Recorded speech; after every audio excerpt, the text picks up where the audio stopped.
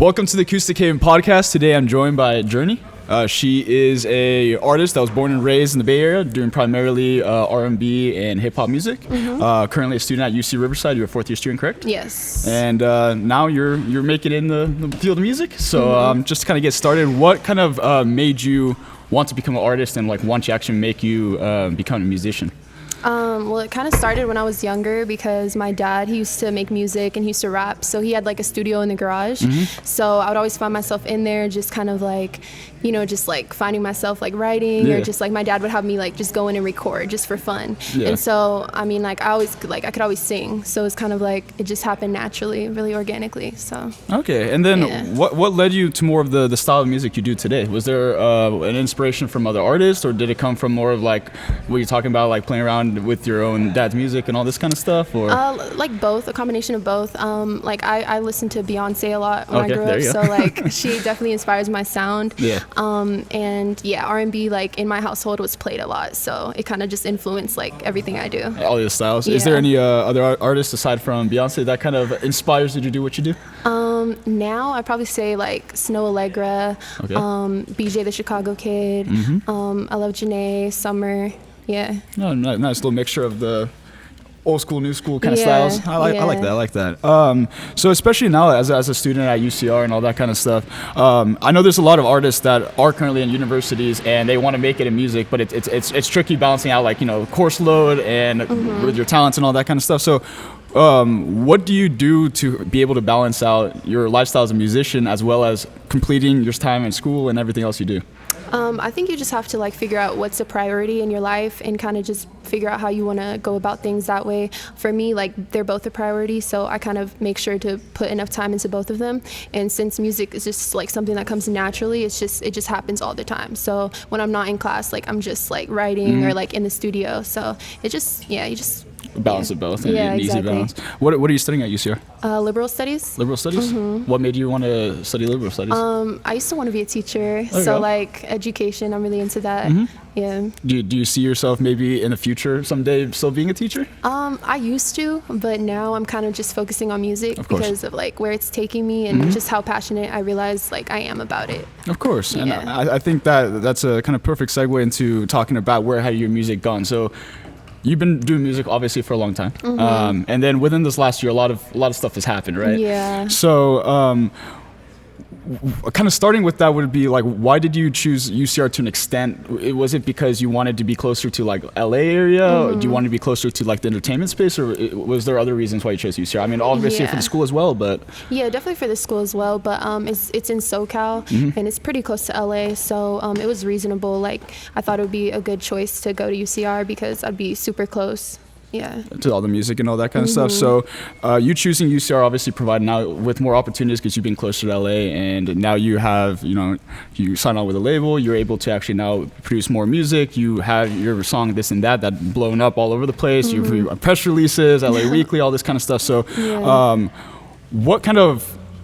how has that changed your perception on everything within the last year because of all this stuff that's like happened? Like obviously it's sometimes overwhelming, but at the same time it's really gratifying because all the hard work you put in years and years and years now finally led to this. It's definitely overwhelming, but I feel like this is something that like I've known I wanted to do for a long time, but because like the single is blowing up and all the attention I'm getting from it, it's just kind of like justifying like why like this is what I want to do. And so it just makes me feel really good because like it just makes me feel like I have a real shot in this industry, and this is what I want to do. So like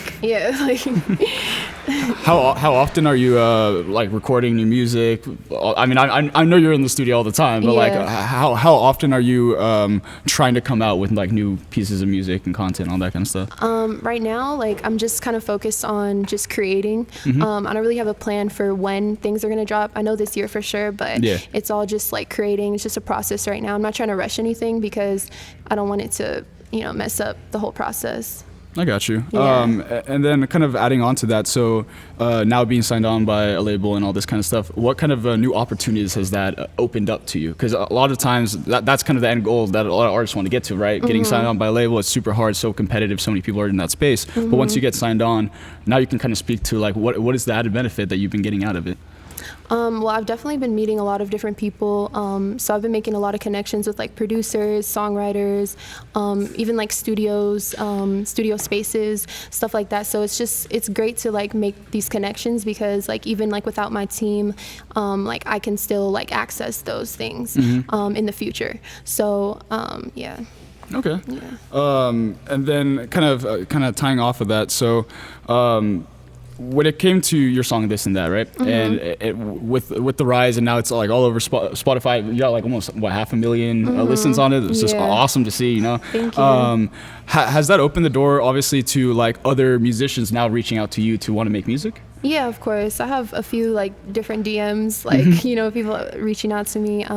My team also has made some dope, you know, collabs that I'm really excited about. I can't really talk about, of course, but like yeah. So it'll definitely be coming out this year, though. So okay. Yeah. Have you?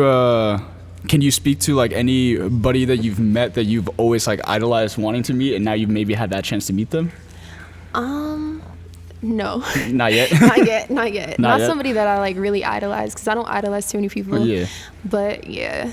I mean, I there's a lot of people I've met that I like genuinely respect. So that's always cool. It's like it's really interesting to just see how they work. Okay. Yeah. And then when it goes back to like making your music, obviously you work with a bunch of different producers on different songs and all that kind of stuff.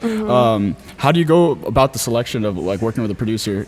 I've always been very curious on like kind of that interaction, because obviously both sides need to really click to make that like good song. Exactly. It's just like trial and error. Like you just like sometimes you just go to the studio and you're like, all right, like this is the mood I'm in, and they create, like if you're feeling it, you're feeling it. If you're not, you're not.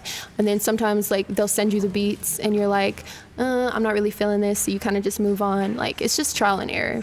Okay, but it kind of requires that relationship between both parties, that you're honest with each other and kind of like pushing back and forth. Okay, that connection. That's good to know.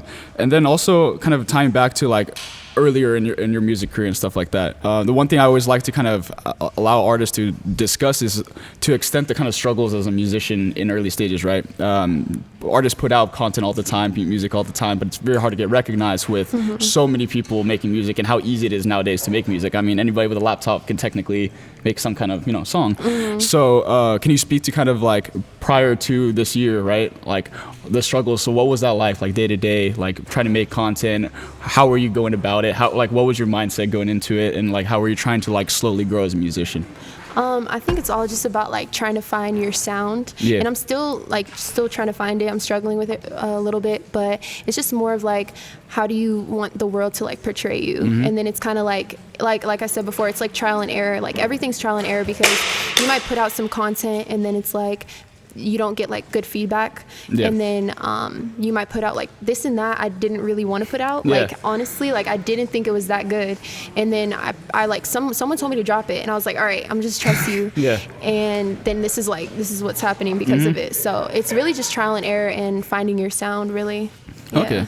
And would you agree, because I always ask this to artists, because it's a common occurrence, would you say you're your biggest critic? Yeah, definitely. I'm a Virgo too, so I'm like super analytical, and like I just it gotta be on point or it's nothing. Yep, exactly. Okay. And kind of now heading into what's happening in the future. So what do you want with your music to happen, like within the next couple of years? Like what are your like goals and objectives as a musician? I would definitely I want to release a project like really bad. Like that's my goal right now, is just to like get a collection of like work and just put it out, because I just want people to like hear what I've been working on and just like really understand like who I am as an artist. So I really that's like my biggest goal. Like that's probably Okay, I got you. That's my biggest goal. There we go. All right. So, I mean, you got your music consistently growing, which is awesome to see. You're doing gigs left and right, performances as much as you can, trying to get out there, all this kind of stuff. So the way that we always like to close out the Acoustic Haven podcast is allowing the artist to kind of provide some pieces of advice for young, musicians that are trying to make it in the space and trying to make their own music. So what would you provide some advice to young R&B artists, pop artists, hip hop artists that want to make it in the space? I definitely say it's there's a lot, because like you definitely want to have like that confidence. You want to like really genuinely believe in yourself and your talent. And I always say like it's like really important to just be yourself. Like I have like a few friends like Gabe, like he's really inspired me to just like be myself unapologetically, because like you can never go wrong with that. Like, you know, people are always gonna like talk about you no matter what, like if you're Beyonce or if you're just anybody. So like it really doesn't matter. Like you just have to be yourself, because like people are gonna love it regardless. So that's probably the biggest piece of advice I'd give. Yeah, I mean, you can't really say much better than that, because as an artist, it's your own expression, your own music. At the end of the day, if other people don't mess with it, that's on them. Yeah, but, like, exactly. You're the artist here. Exactly. So. Well, I appreciate you being on the show, Acoustic Haven, and I can't wait to see what's happening next in your career. Thank you. I appreciate it. Thank you very much.